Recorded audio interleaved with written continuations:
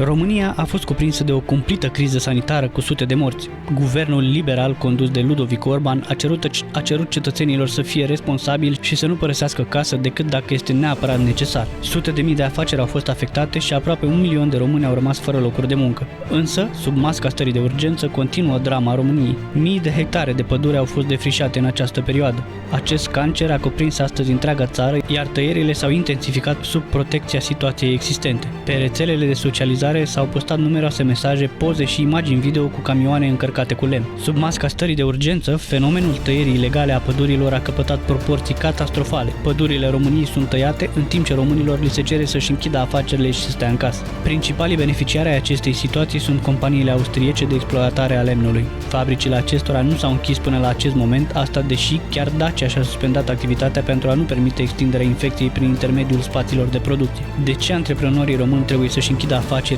românii să stea în casă, dar alții au voie să-și continue activitatea ilegală? De ce sunt opriți românii când se duc la magazin să-și cumpere pâine, dar polițiștii și armata nu opresc sutele de camioane ce cară astăzi material lemnos către companiile austriece? Cine sunt cei care protejează aceste companii străine ce au produs acest mare rău țării? Cine sunt cei care și-au vândut țara la bucată și mai nou trimit și români la export? Întrebările sunt retorice, dar mai putem oare continua așa? România este unul dintre principalii exportatori de material lemnos brut sau slab prelucrat. În loc să exportăm produse finite, în loc să fabricăm mobilă care să includă valoare ridicată adăugată mare, produsă la noi în țară, trimitem material lemnos slab prelucrat. Ce primim la schimb? Primim credite de la băncile străine și cu care să cumpărăm produse scumpe făcute în afară cu muncitori români alungați de acasă unde nu mai au voie să lucreze.